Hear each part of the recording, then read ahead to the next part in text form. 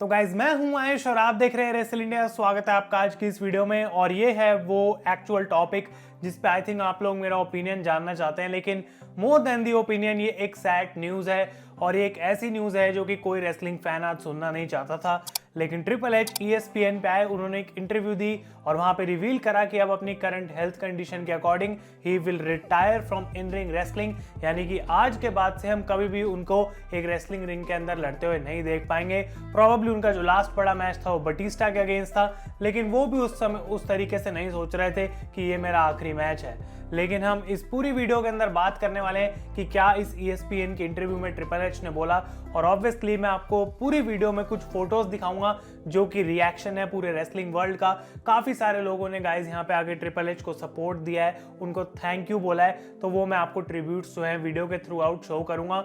और इस इंटरव्यू को रिकैप करने के बाद बेसिकली मैं आपको एंड में अपने थॉट्स दूंगा कि मेरे को क्या यहाँ पे फील हो रहा है फॉर ट्रिपल एच। तो ESPN के ऊपर गाइज इंटरव्यू हुई थी और जो सबसे पहले उन्होंने न्यूज बताई वो ये कि उनकी चेस्ट के अंदर एक डिफिब्रिलेटर लगा दिया है, यानी कि एक ऐसी मशीन जो कि इलेक्ट्रॉनिक वेव सेंड करती है ताकि हार्ट एक्चुअली में जो है वो ढंग से पंप हो सके। तो वो उसके साथ वैसे भी कभी लड़ नहीं सकते हैं, क्योंकि कुछ भी अगर इलेक्ट्रिकल इशू उनके साथ कनेक्ट होता है तो भाई वहीं के वहीं उनकी ऑन द स्पॉट डेथ हो सकती है। इतना बड़ा रिस्क कोई भी नहीं ले सकता, वो अपनी पूरी पीक पे ट्रेन नहीं कर सकते हैं किसी रेसलिंग मैच के लिए। तो क्लियरली आके बोल देते हैं कि एज फार इज कि मेरी जो इन रिंग का अब आगे फ्यूचर है वो खत्म हो चुका है और मैं कभी WWE में लड़ूंगा नहीं। उन्होंने ये भी बोला कि भाई देखो, वैसे तो मैं ऑलमोस्ट अपने आप को रिटायर्ड ही समझता हूं, लेकिन कभी कभार कुछ ऐसे प्लान्स आ जाते हैं कि हम विंस मैकमैन से बात करते हैं और हाँ फिर मैं कुछ मैचेस लड़ सकता हूं। वो कहते हैं कि इनफैक्ट रेसलमेनिया 38 के लिए भी काफी टाइम पहले हम प्लान कर रहे थे कि कुछ ना कुछ मेरा रोल हो, मैं एक मैच लड़ूं, लेकिन ऑब्वियसली मेरी हेल्थ कंडीशन के बाद हमें वो सारे प्लान्स कैंसिल करने पड़ गए। उन्होंने ये भी बताया कि कैसे उनको वायरल न्यूमोनिया था एक पॉइंट पे और उनकी हेल्थ कंडीशन इतनी ज्यादा बेकार हो गई थी कि ऑलमोस्ट ही वाज नियर टू डेथ। उनका हार्ट जो है वो ढंग से पंप नहीं हो रहा था और ये एक बहुत क्लोज कॉल थी ट्रिपल एच के लिए। वो कहते हैं मेरी 3 डॉटर्स हैं 15, 13 और 11 ईयर्स ओल्ड की, और आप समझ सकते हैं गाइज कि जब इतना बड़ा शॉक लगता है तो पूरी फैमिली के ऊपर किस तरीके से वहां पे इम्पैक्ट पड़ता है। और उस टाइम पे ट्रिपल एच या फिर कोई भी पूरी फैमिली में ये नहीं सोच सकता कि WWE में क्या चल रहा है, बिजनेस का क्या है, क्योंकि सारे लोग ट्रिपल एच की हेल्थ के लिए प्रे कर रहे हैं। जब ये न्यूज आई थी कि ट्रिपल एच को कार्डियक अटैक हुआ है तभी सारे लोग शॉक में चले गए थे, क्योंकि एक्सपेक्टेड नहीं था कि कुछ ऐसा होने वाला है। लेकिन ट्रिपल एच ने इंटरव्यू में मेंशन करा कि कैसे उनके फादर और ग्रैंडफादर को भी हार्ट इश्यूज थे, तो शायद उनकी फैमिली के अंदर ये हेरिडिटरी है, जेनेटिक है, जिसकी वजह से एक्चुअली ट्रिपल एच भी इस चीज से गुजर रहे हैं। लेकिन ऑब्वियसली गाइस इसको कभी प्रिडिक्ट नहीं करा जा सकता। WWE के वो कहते हैं हेल्थ ऑफिशियल्स इतने टॉप क्लास हैं कि कभी भी अगर कोई प्रॉब्लम हो तो वो बहुत जल्दी उसको पकड़ लेते हैं, लेकिन ट्रिपल एच के साथ वैसा कुछ भी नहीं था।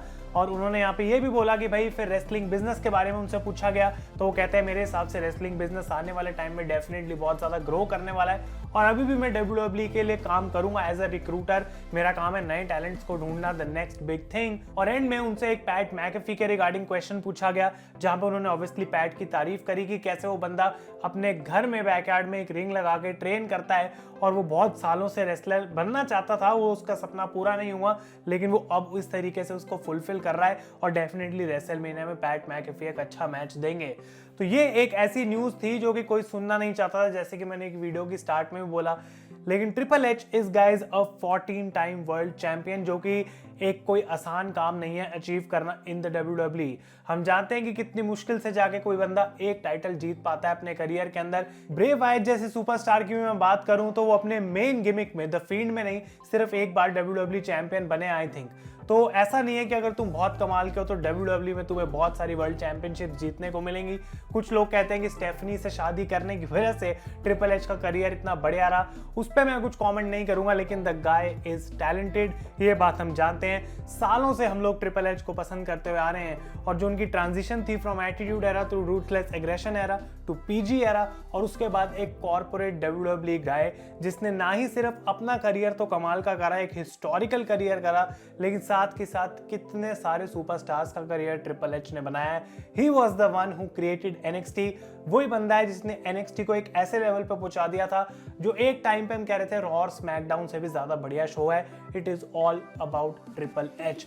ये बंदा सिर्फ एक रेसलर ही नहीं है, बल्कि इतने सालों से इस इंडस्ट्री के अंदर रहने के बाद he has learn the business so well कि अगर ट्रिपल एच को कोई चीज पूछी जाए तो आई थिंक उनके थॉट्स बिल्कुल उस चीज पे क्लियर होंगे और उनके पास हमेशा एक तरीका रहेगा किसी चीज को बढ़िया बनाने का। बहुत सारे ऐसे गिमिक्स हैं मेन रोस्टर में आज भी जो हम देखते हैं, जो कहीं ना कहीं ट्रिपल एच से आए हैं। ट्रिपल एच वो बंदा है जिसने एक्चुअली इतने सालों बाद फाइनली WWE के अंदर इंडी टैलेंट्स को एक एंट्रेंस दी। Kevin Owens, Seth Rollins, Adam Cole और कई सारे और गाइस हम जानते हैं, ऐसे नाम हैं जो ट्रिपल एच की वजह से सक्सीड कर पाए WWE के अंदर। अब वो भले ही कहीं पर भी हों, लेकिन ये सारे बंदे मैं जानता हूं डेफिनेटली बहुत ज्यादा थैंक करते हैं आज भी ट्रिपल एच को, जो सारा सपोर्ट उन्होंने दिया है इन सारे लोगों को। आई थिंक ट्रिपल एच का विजन शायद इस बिजनेस को लेके उस डायरेक्शन में नहीं जाता जितना विंस मैकमैन का जाता है कि हमें इसको ग्रो कैसे करना है फाइनेंशियली, पर ट्रिपल एच चाहते हैं कुछ नया करना, कुछ यूनिक करना जो कि दुनिया हिला के रख दे, और वही उनकी हमेशा से थिंकिंग भी रहती है। लेकिन इस पॉइंट पे गाइस ऐसा लगता है कि उनको रेसलिंग रिंग में तो लड़ने का मौका नहीं मिलेगा, लेकिन धीरे धीरे जब वो रिकवर करते हैं एटलीस्ट वो विजन ट्रिपल एच अपना पूरा कर पाएंगे।